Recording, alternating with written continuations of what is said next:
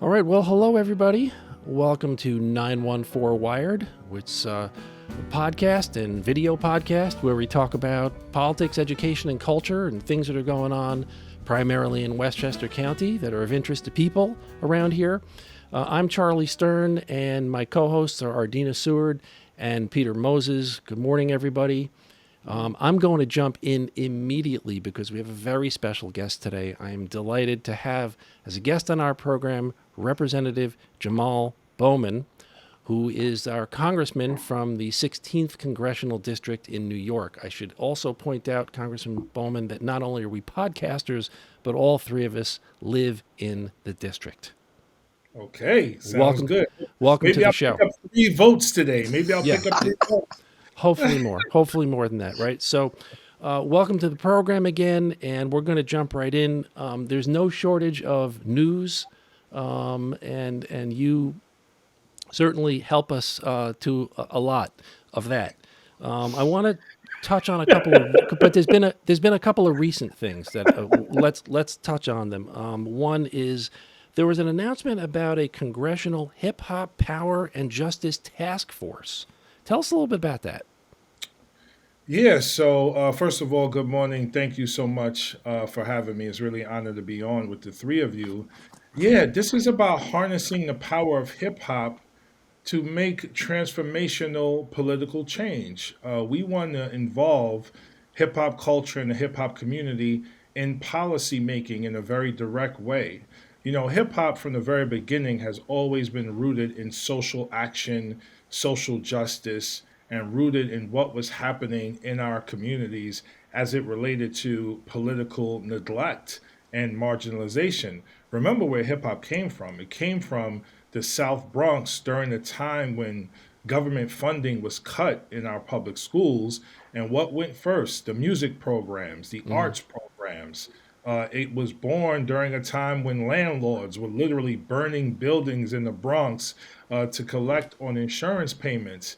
And what was left behind were children who were didn't have the spaces to express their creativity. Now, this So they task force yeah, builds on something that already existed, right? So there is already an initiative under which hip hop musicians and artists would meet with legislators, right? And this will build on so that in some way. Yeah. So yes, and it also makes sure that we are sticking to hip hop's roots as a social justice movement in direct policy making. So what exists now, to your point, we have hip hop on the Hill every year, and we have different artists focused on different areas. We have artists focused on criminal justice reform, artists focused on protecting free speech in hip hop, artists focused on power to the patients and healthcare reform. So this is just harnessing more of that to make sure we have not just artists at the table, but also the culture, the fans, many of which are not as involved in our democracy as we want them to be. And so this is one way to pull them into the process. Young people, progressives, people of color coming together to really make policy, not just at a federal level, but all the way down to a local level as well. Now, there was another announcement, Equity for All resolution. Again, kind of equity minded through an equity lens. Tell us a little bit about the Equity for All resolution. You know, since I've been in Congress, I realized that a lot of the policies we pass do not have an equity lens, meaning it doesn't really specifically target the most marginalized people and communities in our country. And so we pass these pieces of legislation, we appropriate billions or even trillions of dollars connected to the legislation, but there are not specific provisions as to how is that money and how are those resources going to get to the communities most left behind. So in my district, that's the south side of Mount Vernon, that's Southwest Yonkers, that's the Lincoln Ave corridor in New Rochelle. Mm-hmm. That's the black and brown areas of the district for the most part, but nationally, that's black, brown, white, poor, marginalized, rural, urban areas that we really need to invest in. So that resolution is about making sure we are intentional about writing legislation, writing the rules of legislation to invest in historically marginalized places. I got a question about this. It all sounds good on paper, but you have a very fractured Congress right now. And I wonder if you're going to get people like Gates and Marjorie Taylor Greene and Lauren Boebert to even pay attention to this legislation, much less enact it. Well, I think beating Donald Trump is a big part of this. You know, Donald Trump has been a leader of the MAGA Republican movement for the last several years. And people like Gates and Boebert and Marjorie Taylor Greene are a part of that movement, and they're hanging on for dear life. Last cycle, there was supposed to be a red wave. The red wave didn't happen. However, Republicans did take control of the House. I think we need one more knockout blow to the MAGA movement so that we can restore some form of order to the House of Representatives, because all of the bills I'm talking about don't just help black and brown people in urban areas, they help white people in rural areas as well, and many of which are Marjorie Taylor Greene, Matt Gaetz, and Lauren Boebert's constituents. And so I think, you know, over the next cycle, we have to figure out how to knock out MAGA Republicans and come together for the betterment of our country, because we have a lot of work to do. And I mean, listen, when I first got there, we couldn't even raise the federal minimum wage to $15 an hour. It is still $7.25, which is insane. And so it's things like that. They will come to their senses, God willing, and we will hopefully begin to govern collaboratively after we knock out the extremism that exists within the House. Congressman, I'd like to ask a question also. You're talking about basically allocating more money to the poor, to poor urban areas throughout Westchester County in your district. We're now faced with a new underclass, which are the volume of migrants that have come into the country with multiple needs, which have added to the burden of also having to support poor people. So how are you going to manage advocating for the indigenous urban poor, now compounded with the 150,000 additional people that are coming in with incredible needs?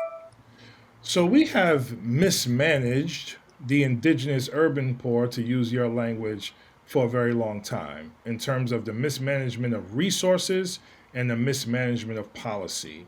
We needed to be doing education and workforce development differently in the communities I mentioned before for a very long time. And what's lacking in politics is innovation and creative ideas. With the influx of the recent migrants, first and foremost, seeking asylum in our country is a legal process. And the previous President Trump gutted much of our legal system, which is making the legal process much more difficult. And so we have to restore more judges and more lawyers and more social service providers to the recently arriving migrants. But then we have to be more innovative with the resources we have so that we're investing in education and workforce development for everyone in our communities. I've been blown away, and this is the reason why I ran for office, by the lack of economic investment in, again, places like southern Mount Vernon, Southwest Southwest Yonkers, Yonkers. etc. Lack of economic investment in those areas so that we can create a bootstrapping effect towards continued economic development. And understand, I come from education. So I did this in education before. When the system wasn't working well for our kids, I opened my own school, a district public middle school, in 2009, and I ran that school for 10 and a half years as a principal, bringing innovation to education and putting our kids on the pathway to thrive. We need that in politics, not the So, same old, same old. Congressman, I have no doubt that you were effective in education at those things.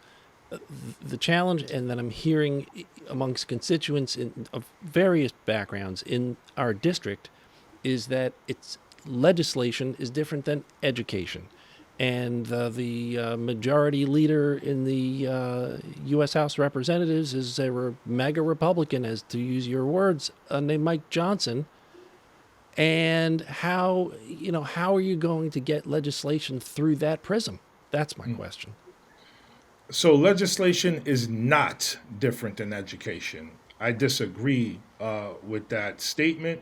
Education and legislation are the same thing, because in order for us to write, introduce, recruit co-sponsors, and ultimately pass the right legislation, there has to be an education component to that. Having said that, during my first term, we passed five transformational pieces of legislation: the American Rescue Plan, the Safer Communities Act, the Chips and Science Act, which I co-wrote many amendments in that bill, the Infrastructure Bill, and the Inflation Reduction Act. Five.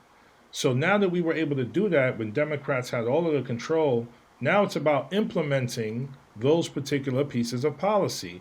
And that's where collaboration between the state, the counties, and the municipalities come into play to make sure we are implementing them from an equity perspective. Remember, Joe Biden has a Justice for the Initiative where he says 40% of the benefits of a piece of legislation has to go towards historically marginalized communities. So the president did his job to get us going. But when you lack innovation in the political space and lack collaboration because of egos and all of the other stuff, it's hard to implement accordingly. And so part of my work is to make sure we are collaborating to implement accordingly, but that we're also building the infrastructure from the grassroots up locally so that the people and places that are left behind are a part of benefiting from those legislation pieces that I mentioned. Well, one of the things you just mentioned was defeating Donald Trump, so that he never becomes president again. So this is a year of a presidential election, and of course, the House is every 2 years. You are right now in a race for the Democratic nomination against a very well-known opponent. And I would just like to start with, are you worried that gerrymandering is going to be implemented even though the committee said it shouldn't be, that we're making small changes? Are you worried that that's going to be countermanded and then that'll shrink your constituency in the Bronx? I'm not worried about anything. We have an incredible record, and we've done incredibly humbling and inspiring work since I've gotten into office. And we stand very strongly on our record, and we believe our constituents know about our work.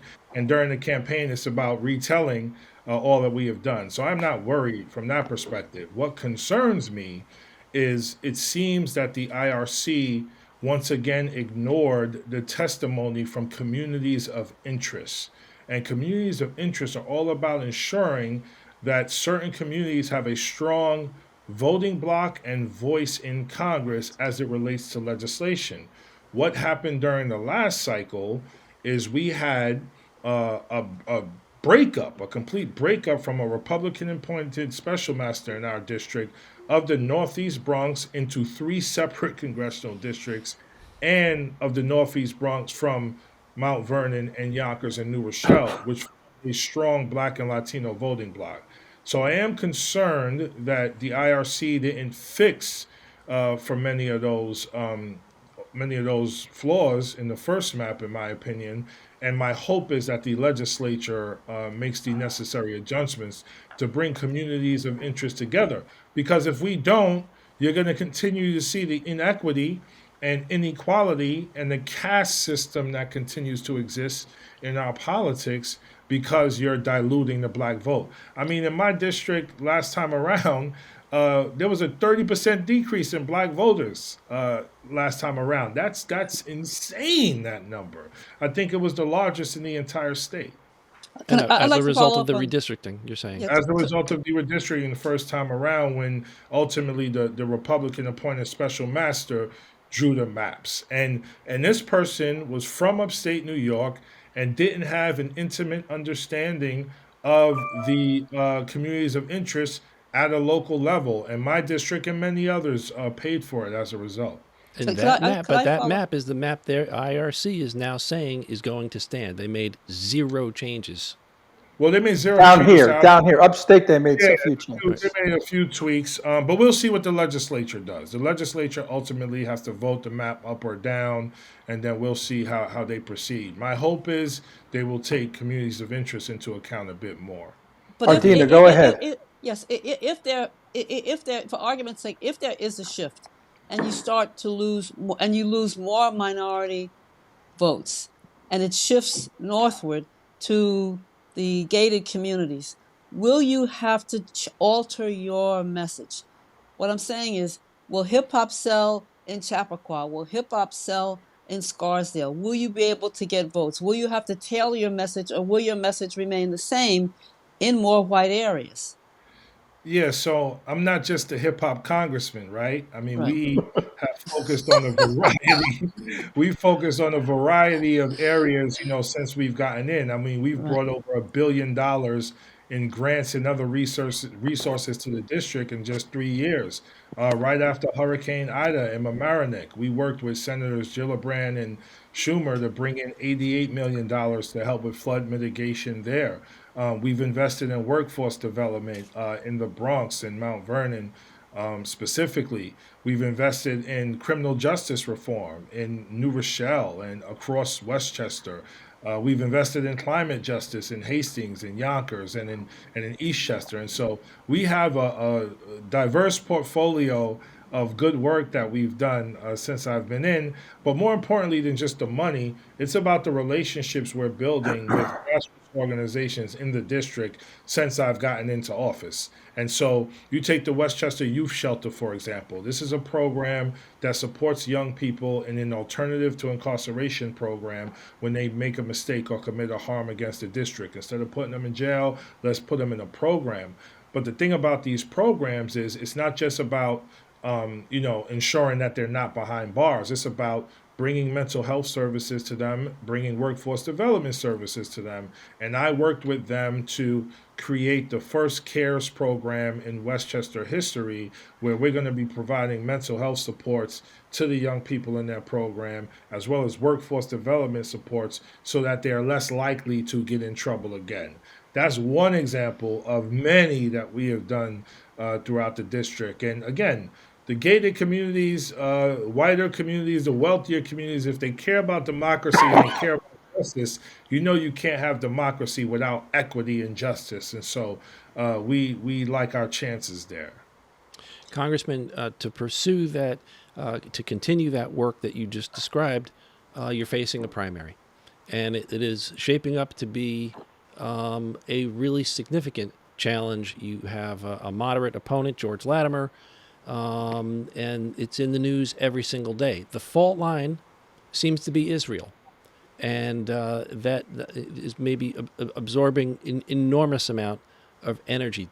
Today's news, there's a piece that you have formed a joint fundraising committee with Representative Rashida Tlaib. So let me just put it straight on the table. Where is the fault line? Where is the distance between you and George Latimer with respect to Israel?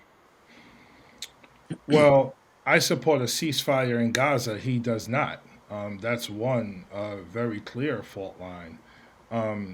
Number two, he doesn't ever speak to what's been happening with the Palestinians for several years in terms of them living under military occupation in the West Bank and them living under blockade in Gaza for several years.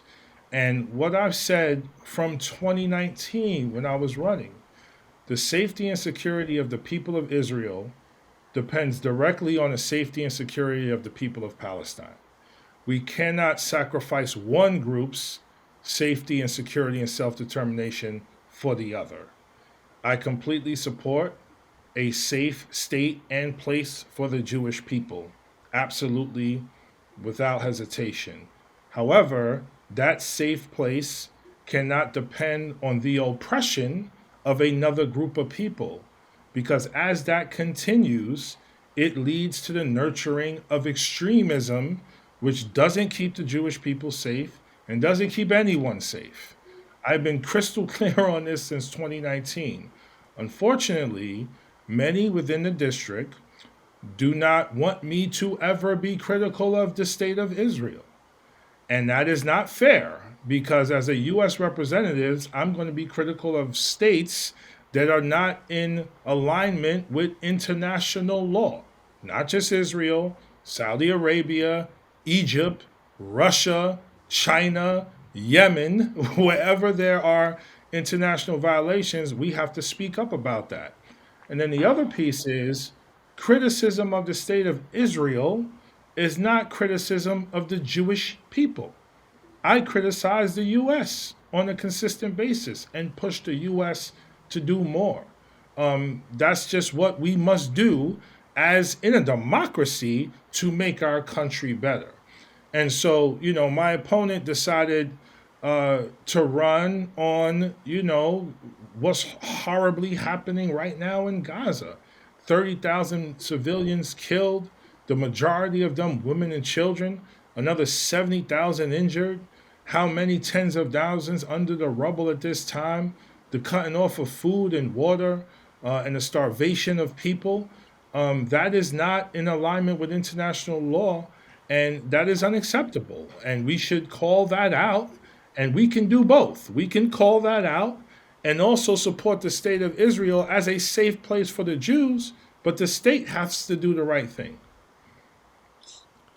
But what is your where do you stand on a two-state solution? I'm all for a two-state solution, but we need to build a Palestinian state. We've been talking about a two-state solution for decades, but there's no movement in that direction. It's just a talking point. It's a talking point that people use to avoid talking about the real challenges of actually creating a two-state solution. And so when I visited Israel and when I went to the West Bank, what I saw was settlement expansion onto the land that was supposed to be for Palestinians in the number of 700,000 Israelis. So how are we going to have a two-state solution with the 67 borders, which was agreed upon, if 700,000 people have already annexed part of the West Bank? And then let me ask you a question related to all of this. Let me just finish one point, though. Oh, okay, sure. This particular leader, Benjamin Netanyahu, has no interest in a Palestinian state. He wants the Palestinians gone so he can expand Israel. And so my opponent is aligning himself with Benjamin Netanyahu, who doesn't even want a Palestinian state. Yeah, well, how do you accomplish a regime change then? How do you accomplish a regime change? Well, the U.S. has to be much more assertive in saying pretty much the bottom line is we need a Palestinian state. We need it now. And let's work together to make this happen. And let's put our resources where our rhetoric is. We wrote a letter to President Biden, I believe last March, because we were very concerned about the settlement expansion, the settler violence. And up until October 7th, it was the most violent year for Palestinians to date in the West Bank. And so we wrote a letter in March because we saw where this was going to the president, asking the president to say and do more on this particular issue. And unfortunately, the horror of October 7th happened. And now we have the horror since October 7th. And so, we have to find a diplomatic, peaceful solution there and around the world, by the way, because there's just atrocities everywhere. And the U.S. has to be a moral diplomatic leader. And unfortunately, it hasn't been for several years. But let me just mention something. Palestinian people and Hamas sometimes are considered two separate groups. Hamas is a political party and an admitted terrorist group. Their goal is to get rid of Israel. You talk about Netanyahu wanting to get rid of the Palestinians, but Hamas, with funding from Iran, wants to wipe out the Jews in Israel. So how are the Israelis supposed to cope with that and want to have a two-state solution when the political party on the other side wants another 6 million dead Jews. So, just to clarify something you said at the beginning, Hamas is a terrorist organization. Hamas is not representative of Palestinian people. Palestinian people are not Hamas. We need to make that very clear. I did say that. Okay, I mean, the way you said it didn't sound like you did, but I just want to make it Okay. clear. Palestinian people are not Hamas. Muslims are not Hamas, right? There are strategic and surgical ways to go after terrorists. We've done it before in Iraq and Afghanistan, and we got bin Laden and we got Saddam Hussein in taking a more surgical approach. We also, before we took a surgical approach, killed millions of people there before we decide to go more surgical. So we need to, and Israel needs to learn from our mistakes because we killed so many civilians before we got more surgical. Hamas needs to be dealt with and stopped. Absolutely no questions asked, full stop. That happens through a surgical approach. It also happens through a diplomatic approach with Israel, neighboring Arab countries, and Palestinian leaders who are not Hamas, which exists, and a lot of people don't know that. But just pivoting real quick, that is a dividing line in this race, but the majority of people in this district care about affordability, like affordable childcare and affordable housing, and being able to afford their healthcare costs and their food. People care about education. They care about public safety. And we have an exemplary record as it relates to all of those issues. I want to go back to something you said about. I'll be very, very brief here.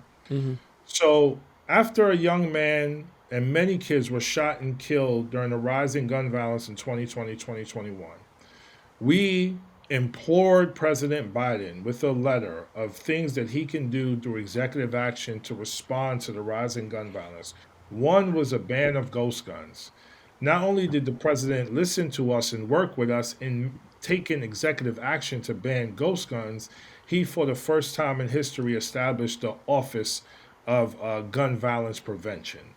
And so, again, our focus is always on directly what's happening with everyone in the district, and then how can we take legislative action, but also do the advocacy correctly so that we can help the people in our district. But ghost guns are one thing. You still need more police because you can make guns now with 3D printers, and it has happened, and people have used. Well, that's a ghost gun. That's a ghost gun. But That's a ghost gun. Right, so you understand it's what one type of ghost gun. Yeah. One type of ghost. So you understand where I'm going with this is that how can we enforce that without having the money for additional police? Well, let me ask you this: is Bronxville safe? A lot safer than Southwest Yonkers. Okay. Does Bronxville have like more police than other areas? Is that what keeps them safe, or is it something else? They have less crime. Right? Less So, violence, right. and the question is why? And so what I'm saying is we support proper community policing, but that in and of itself is not what keeps us safe. What also keeps us safe, this is research-based, is a public health approach to public safety. When you invest in education, when you invest in housing, when you invest in food security, when you invest in addiction and mental health, which we have disinvested in for several decades, when you invest in those areas, crime goes down rapidly. When you invest in workforce development, crime goes down rapidly. We're not investing holistically in a public health approach to public safety. So for us, yes, it's about banning ghost guns. Yes, it's about passing the Safer Communities Act, but it's also about providing mental health services to the people in our communities who need them, which I mentioned before. It's also about providing workforce development services, which I mentioned we've also invested in. It's also about providing affordable housing, which we're working on as well. And so it's all of the above. There's no one size fits all or one answer to the public safety question. It's a variety of things that need to be implemented. Well, Representative Bowman, we're kind of out of time today. We know you're very busy and you have a lot of places to be. We appreciate you coming in here. And I would also point out that this is not your first visit to 914 Wired, formerly known as Westchester Eye on the radio when we were on WVOX. So thank you for coming back in here and spending a few minutes talking to us. On behalf of my partners in crime, Peter Moses and Ardina Seward, thank you again. It's been our pleasure to speak with you and hear about your various initiatives. Thank you. Absolutely. Thank you for having me. Thank This was you. awesome. Peace and love, y'all. Be well.